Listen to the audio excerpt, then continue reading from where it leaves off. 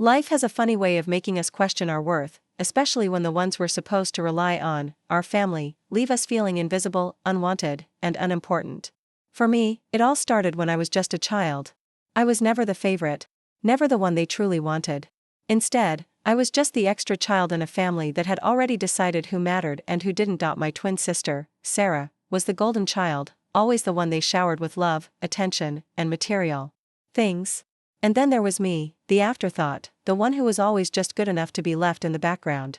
But things took a dramatic turn when I turned 16.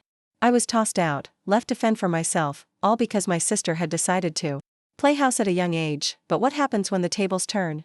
What happens when the child they threw out into the cold ends up building a life from scratch, against all odds?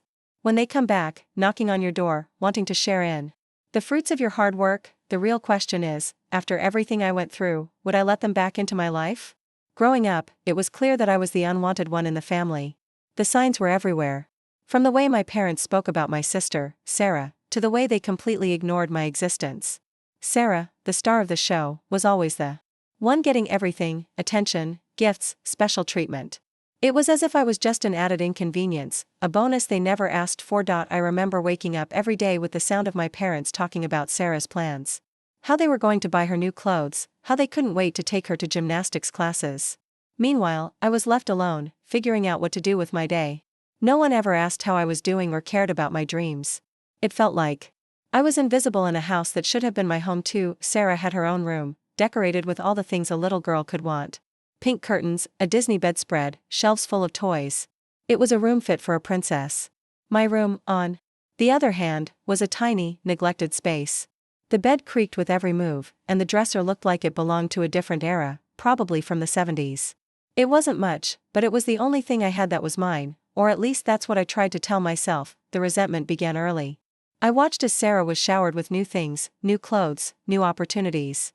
Every Christmas, every birthday, she got everything she wanted, while I got barely enough to say I wasn't forgotten. It wasn't the gifts that stung the most, though. It was the way she was treated like royalty, and I was treated like an afterthought. Mealtimes were no better.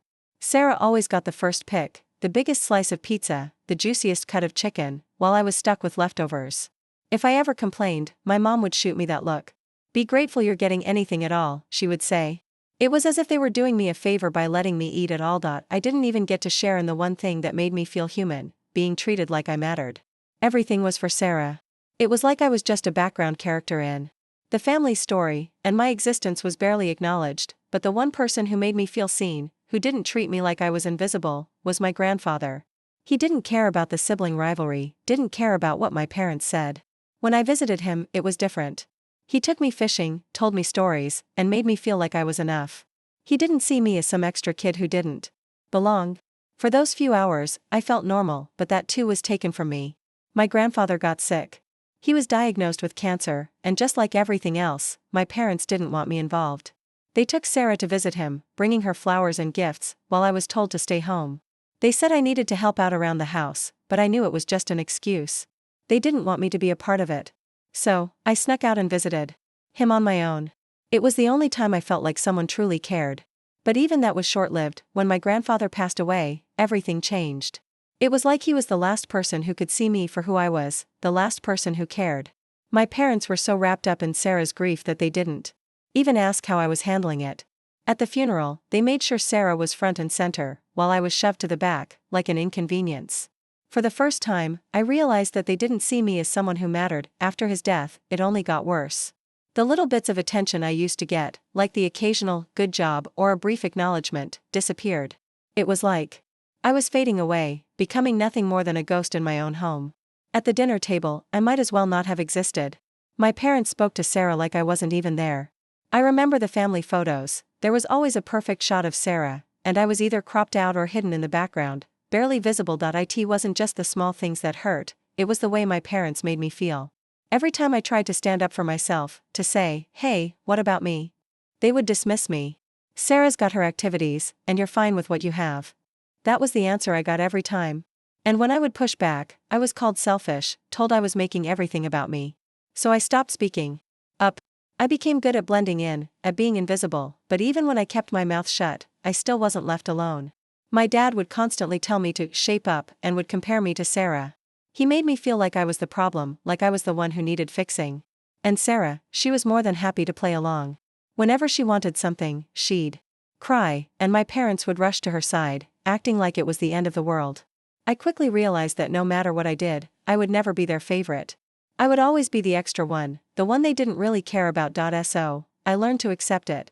I stopped trying to get their attention, stopped fighting for their approval. I became good at disappearing into the background, quietly enduring the constant reminder that I wasn't the one they really wanted. As I turned 16, things reached a tipping point. I had lived with the harsh reality of being invisible for years, but I never imagined it would go this far. When I hit that milestone, the moment I had been waiting for finally arrived, the day I could leave. I wasn't prepared for what was about to happen, though. The reality of being unwanted hit me harder than ever. It all started when my twin sister, Sarah, got pregnant. At 16, she made a life-altering decision. And, in typical fashion, my parents celebrated it.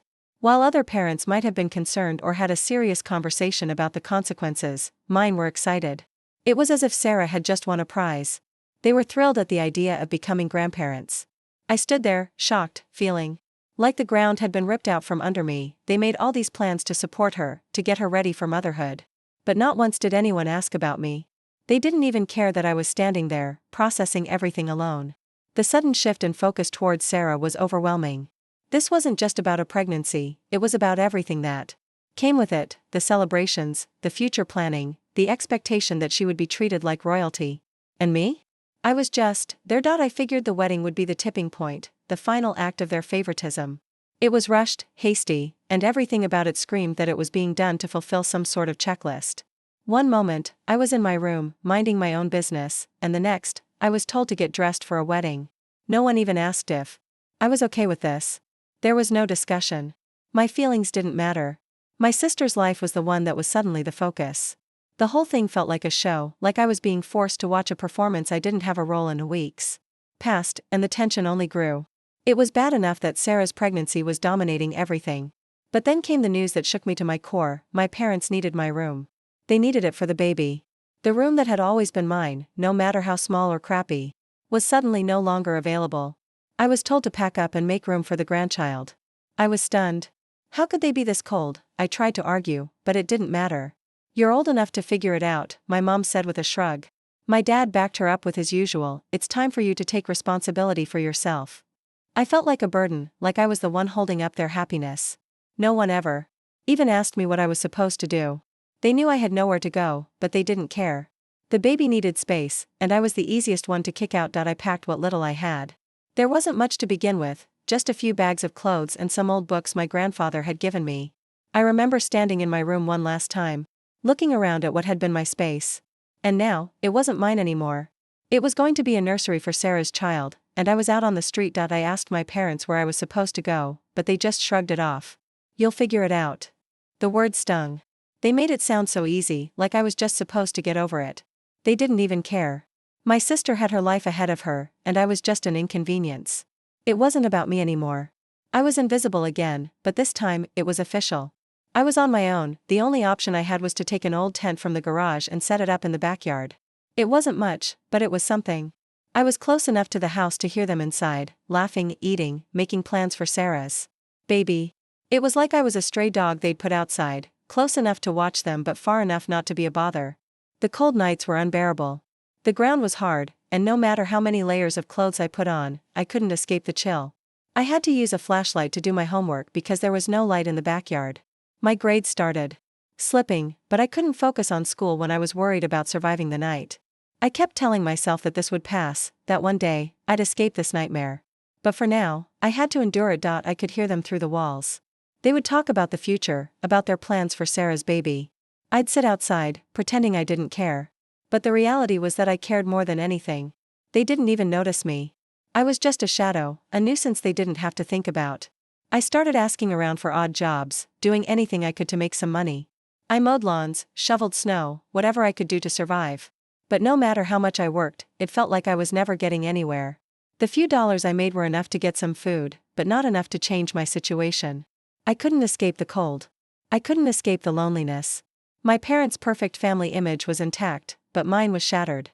The pain of being cast out, of being treated like an unwanted burden, was eating away at me. I kept thinking about my grandfather. He would have never let this happen.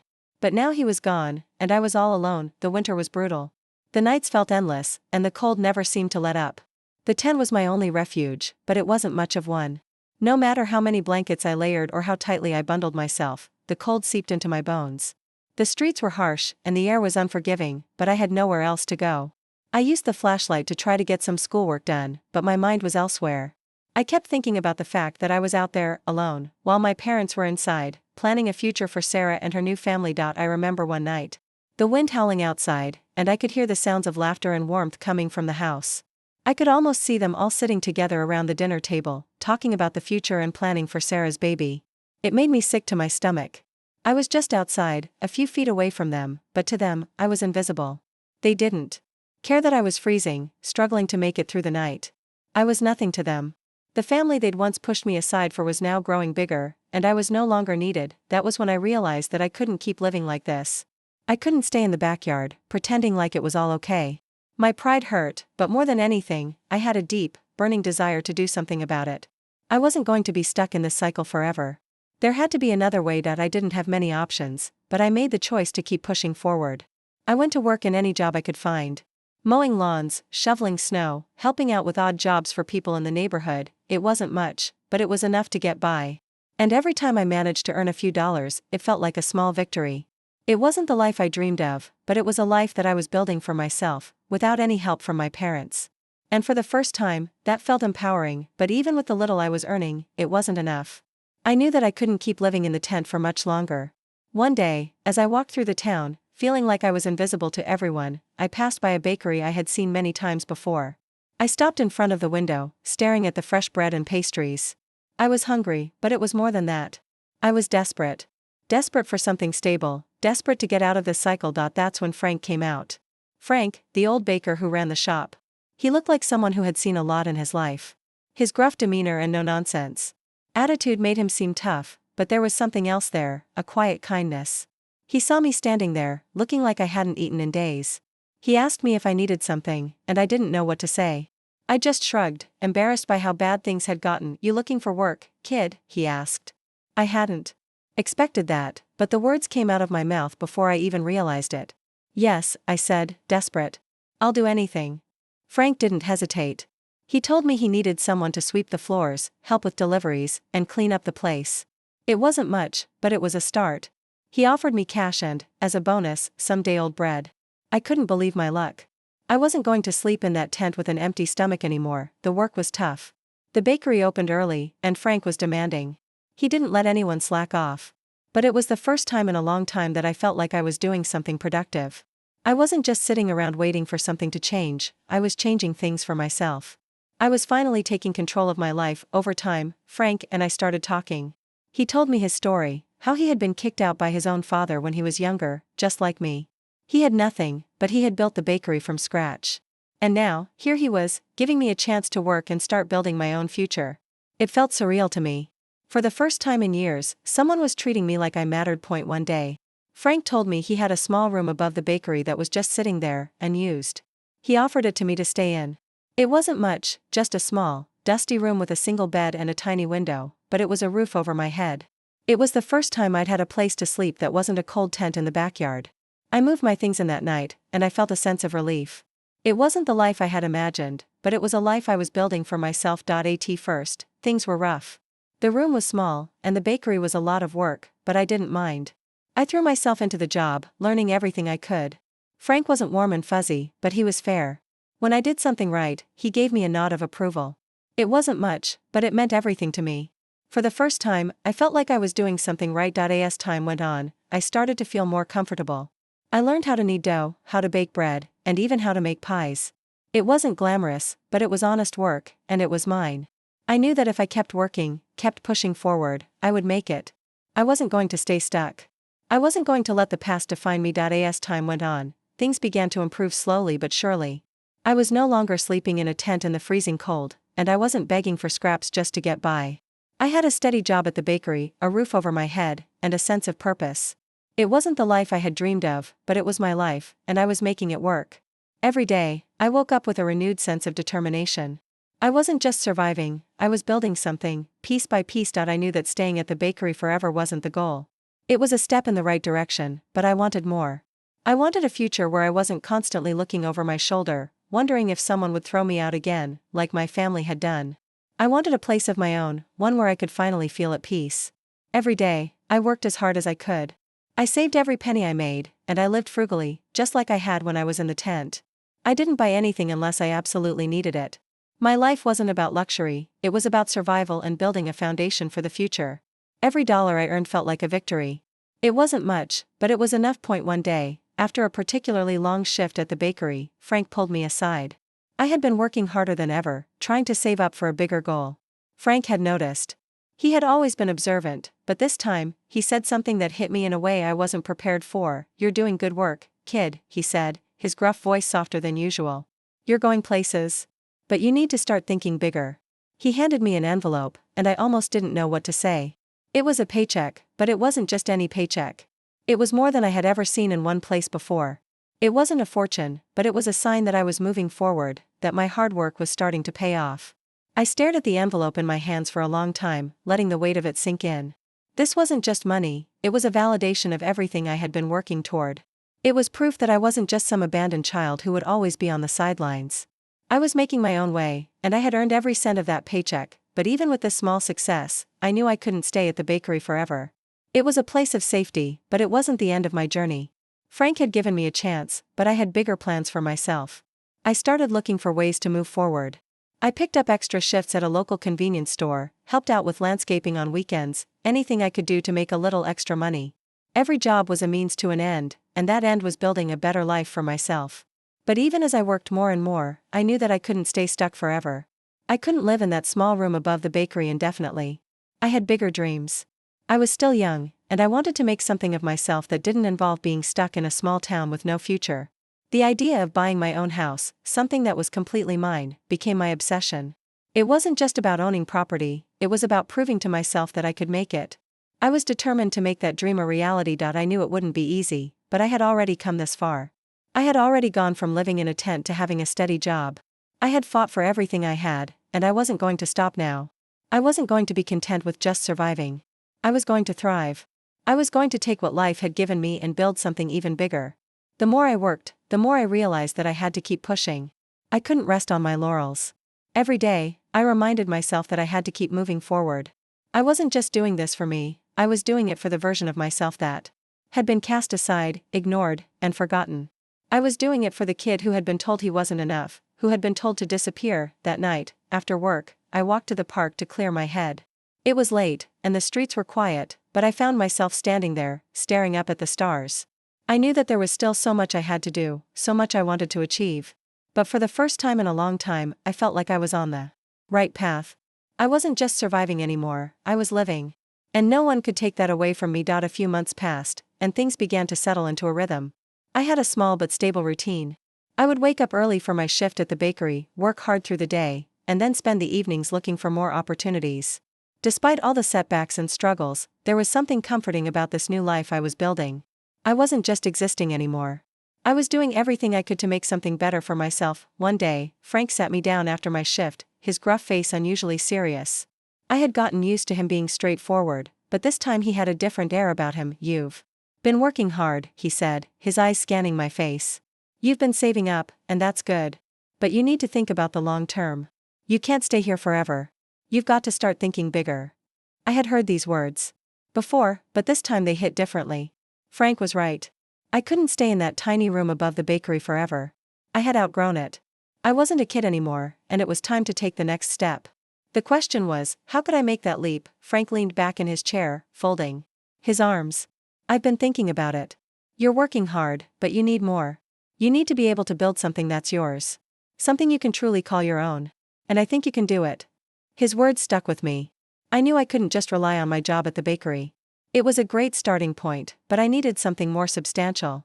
I needed to save more, find a way to break free of the life I'd been stuck in for so long. I didn't want to just live, I wanted to thrive. That night, I lay in bed, thinking about everything Frank had said. I wasn't getting any younger, and I had already been through so much. I had to make a change. I couldn't keep waiting for something to happen. I had to go after it. The next morning, I decided to take action. I started researching properties. I wasn't looking for anything extravagant, just a small house I could afford. I didn't care about luxury. I just needed something that was mine, something I could build into a home. I spent the next few months saving every penny I could. I worked long hours at the bakery, picked up odd jobs, and lived frugally. It wasn't easy, and there were plenty of days when I felt like giving up. But I couldn't. I wasn't going to go back to that life. I wasn't going to let them win. And then, one day, I found it. A small, modest house on the edge of town. It wasn't much, but it was perfect for me. It was mine. I could picture myself there, standing in the doorway, looking at what I had accomplished. It was a place where I could build my life on my terms. I didn't waste any time. I worked out the details, saved up enough for the down payment, and signed the papers. The day I walked into that house for the first time, holding the keys in my hand, was one of the most incredible moments of my life. It wasn't just a house, it was a symbol of everything I had worked for. Everything I had overcome. I spent the first few weeks living in the house with minimal furniture. It wasn't ideal, but it was mine. I didn't care that I was sleeping on an air mattress and eating off cardboard boxes. What mattered was that I had done it. I had made it. Slowly but surely, I began to furnish the house. A couch here, a dining table there. It wasn't much, but it was a start. Every time I added something, it felt like I was adding to my future. This was my home, and no one could take it away from me. I remember standing in the empty living room one night, staring at the walls. I realized something in that moment. I wasn't just building a house. I was building a life. This wasn't just about owning property. It was about proving to myself that I could stand on my own 2 feet, that I could succeed despite everything that had happened. It was about freedom, but even as I settled into this new life, I knew there was still a long way to go. My family's rejection had left deep scars, and I was still healing from it. But with each passing day, I felt stronger. I knew that I wasn't alone anymore. I had earned this, and no one could take it from me. Just as things were starting to settle into place, and I thought I had finally found some peace in my new life, the past came knocking in a way I wasn't prepared for. It was a regular morning, and I was in the middle of a shift at the bakery when I received a call.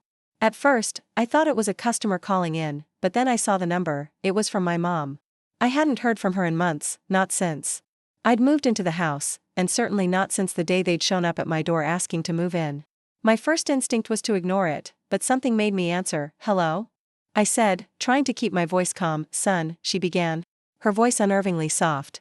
"We heard you bought a house." I didn't say anything at first. My stomach churned. I already knew where this was going. "That's great," she continued, as if nothing had ever happened. "We're so proud of you. Sarah and her family have been talking, and, well, we think it's time we all get together again." I felt a knot tighten in my chest. Here it was. The same thing they always did.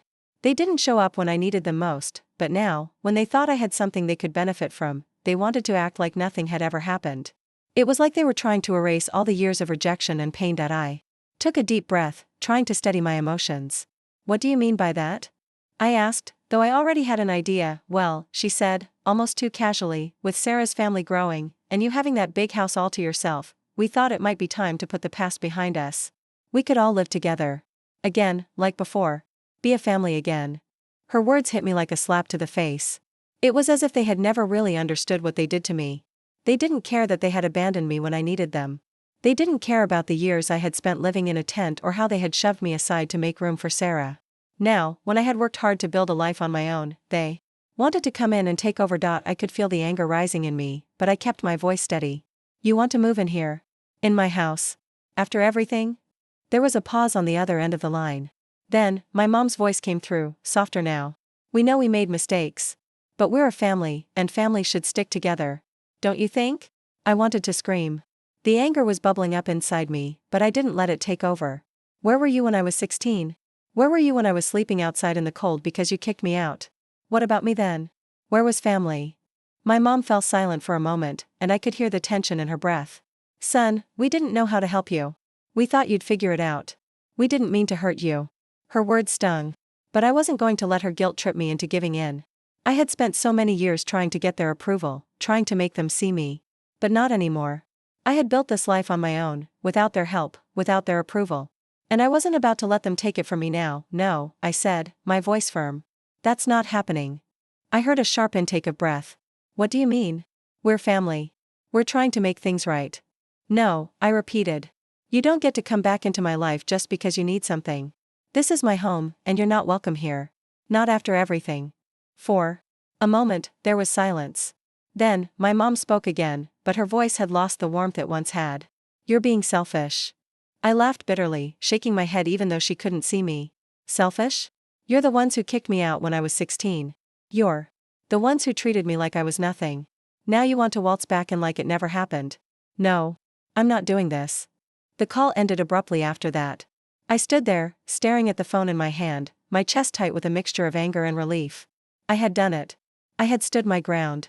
For the first time in my life, I had told them no, and I hadn't backed down, but as much as I hated them for what they did, part of me felt a pang of sadness. I had spent so many years hoping they would come around, that they would one day realize how wrong they were. But that day was never going to come. They would always see me as the problem, the one who didn't fit in with their perfect family, and just like that, I realized, once and for all, that I didn't need them. I had built something for myself, and I wasn't about to let them take it away. I wasn't that scared kid anymore. I wasn't the one they could push around. I had worked hard for everything I had, and no one was going to take that from me, but that wasn't the end of it. Even though I had made it clear to my family that I wasn't interested in letting them back into my life, they didn't just accept my decision. In fact, they took it a step further. A few days after the phone call, I came home from work to find an official-looking envelope in my mailbox. At first, I thought it might be some junk mail or another bill I couldn't afford. But when I tore it open, my stomach dropped. It was a legal notice. The letter was from my sister, Sarah. It said that she was contesting my ownership of the house. She was claiming that it should be shared as family property. I couldn't believe it. They had kicked me out when I was 16, told me I wasn't welcome, and now, years later, they were trying to take the one thing I had built for myself. It was beyond infuriating. I stood there, staring at the letter, my hands shaking. How could they think they had any right to this place? I knew they would try something like this, but seeing it in writing made it feel real. I couldn't just let them take it. This house wasn't just a piece of property, it was everything I had worked for. Every day I spent busting my ass at the bakery, every odd job I picked up to save a few dollars, it was all for this. I wasn't going to let them destroy it. I immediately called a lawyer. The last thing I needed was to deal with this on my own. The thought of fighting them in court terrified me, but I knew I had no choice. I wasn't going to let them win. I spoke to a tough, no-nonsense lawyer named Karen.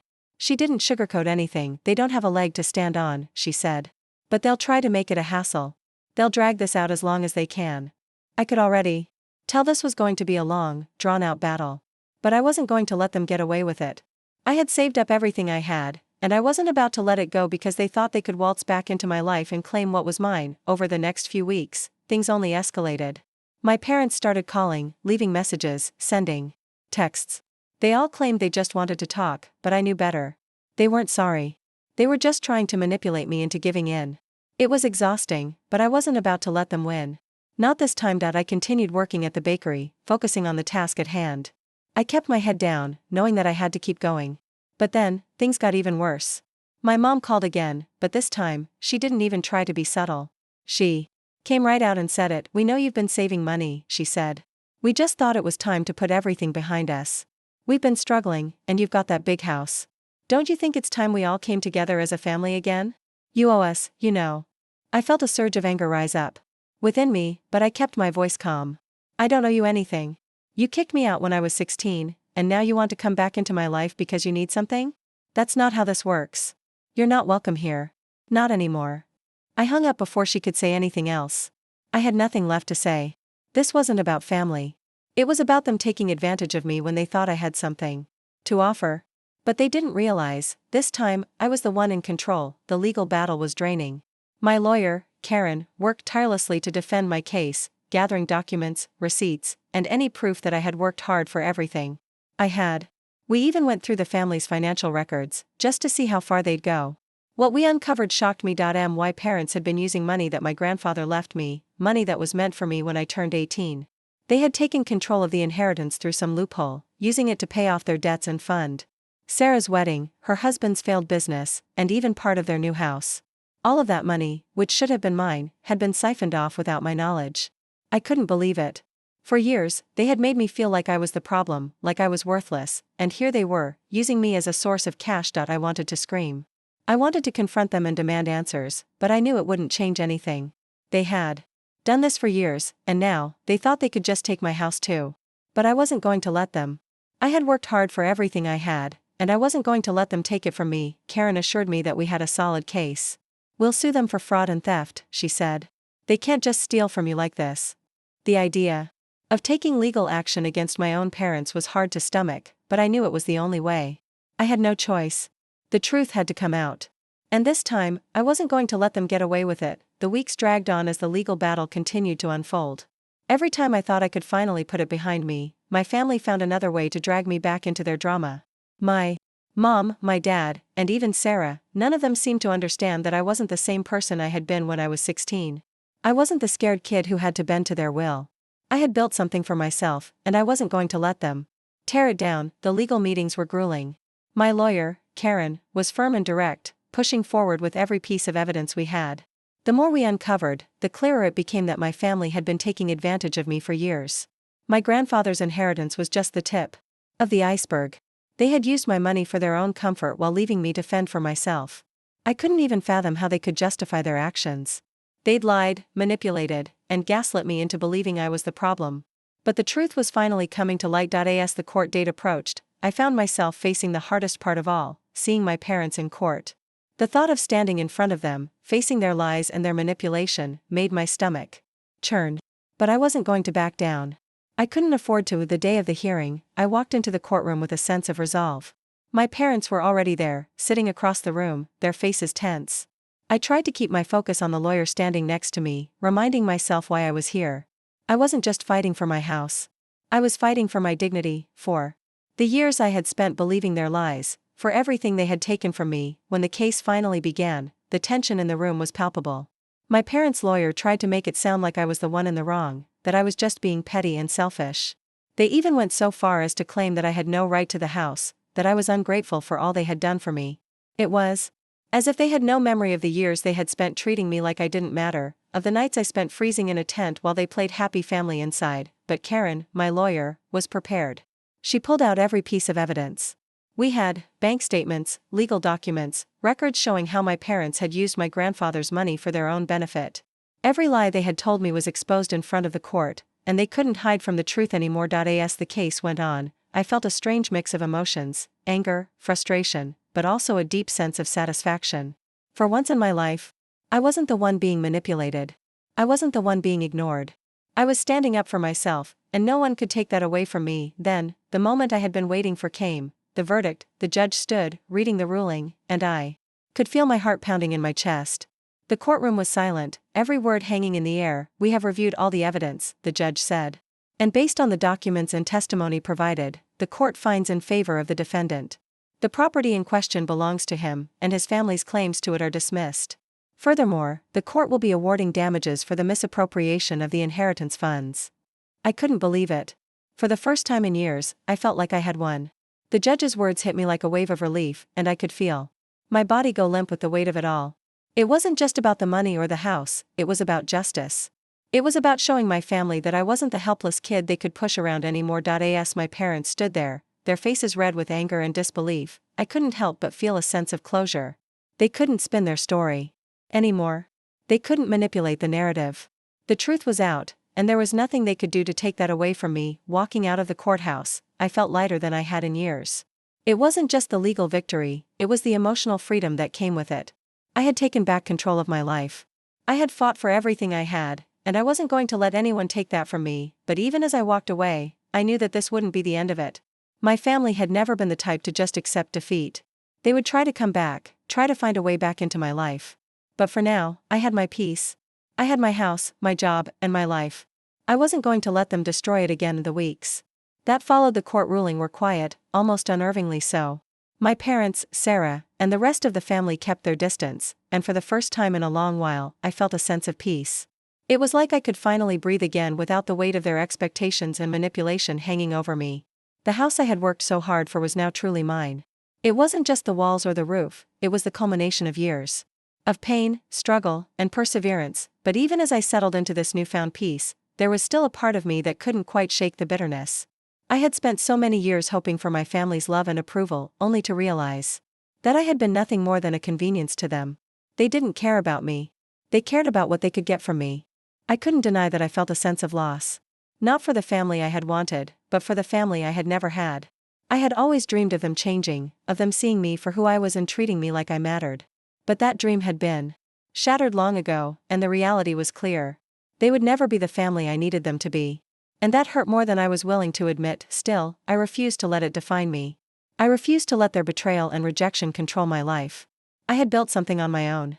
I had earned every inch of the space I now called home, and I wasn't going to let their absence fill the void. It wasn't easy. There were nights when I still felt the sting of their rejection, when I wondered if I was truly alone in this world. But I had learned something important through all of this. I was stronger than I had ever realized. One evening, as I was sitting on my couch, looking around the quiet space I had made my own, I received a message that caught me off guard. It was from Frank, the baker who had given me a chance when no one else would. He had been the first person to show me kindness when I had nowhere else to turn. And now, after all this time, he was reaching out. "Hey kid, I just wanted to check in. I've been thinking about you. You doing okay?" I stared at the message for a long moment before typing back, "I'm doing all right. Thanks for checking in." His reply came quickly, "I'm proud of you. You've come a long way." Those simple words hit me harder than I expected. Frank wasn't family. He wasn't someone I had known for years. But he had been the one constant in my life. And his acknowledgement of my journey, of how far I had come, was exactly what I needed. It was like a reminder that even though my biological family had abandoned me, there were people out there who cared. People who believed in me. That night, I sat outside in my backyard, looking up at the stars. It was peaceful out there. Quiet. I had come so far, and the road ahead was still uncertain, but I knew one thing for sure: I had the strength to keep going. I didn't need their approval, their validation. I didn't need them to make me feel worthy. I had done this on my own. And I was going to keep moving forward, no matter what. The doorbell rang the next day, and I wasn't sure who it was at first. I opened the door to find a small package sitting on my doorstep. It wasn't big, just a plain box with a simple note attached to it. I picked it up and read the note. "I know it's been a while, but I want you to know that I'm proud of you. This is for your new home. Frank." I opened the box to find a small but beautiful handcrafted bread knife, a symbol of the bakery where everything had started. It was simple, but it was perfect. It wasn't just a gift. It was a reminder of everything I had built, and for the first time in a long time, I felt a sense of peace wash over me.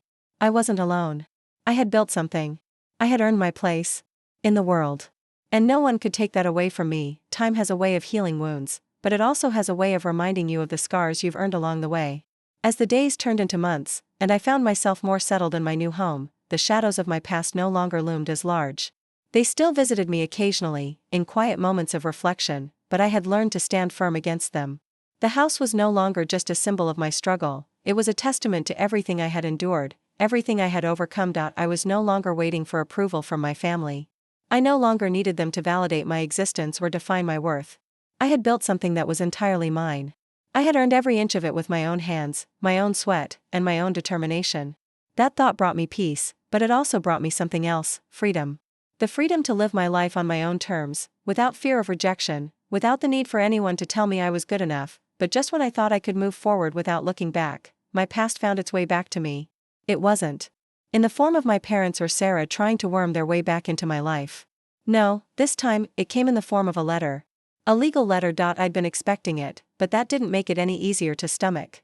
The letter informed me that my family was appealing the court's decision. They were not going to let go of the house without a fight. I stared at the letter, my fingers trembling slightly. Part of me was furious: how dare they? But another part of me felt something unexpected: exhaustion. I had already fought for what was mine. I had already stood up to them and won. Now, it seemed they were determined to drag this on forever. I took a deep breath and set the letter down.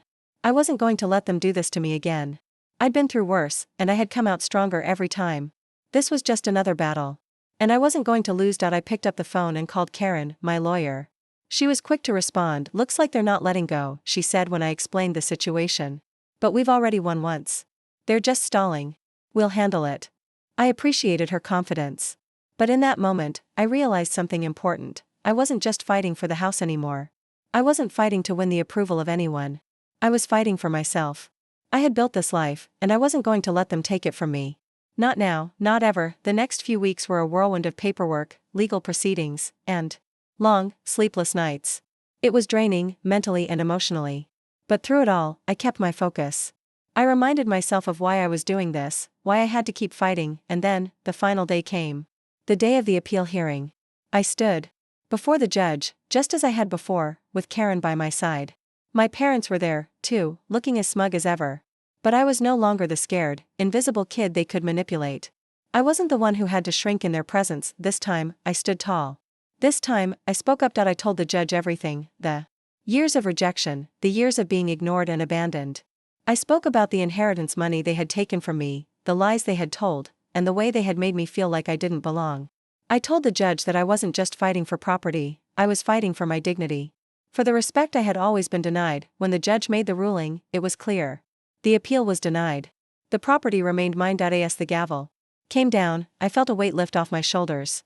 This wasn't just a legal victory, it was the final step in taking back control of my life. I had won.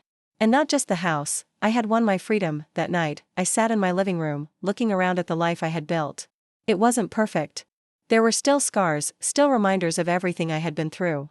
But they no longer had power over me. I had built something from nothing, and I had done it on my own. I wasn't the unwanted twin anymore. I wasn't the kid who had been tossed aside. I was someone who had learned to stand on their own 2 feet. To take what was mine and never look back, and that, more than anything, was what I was most proud of. Conclusion: as the story comes to a close, the protagonist has finally reclaimed their life, their home, and their sense of self-worth. They fought back against their toxic family, securing a future on their own terms. No longer defined by their family's rejection, they now live a life they've built from the ground up. A life filled with freedom, strength, and the confidence that they no longer need anyone's approval to feel whole.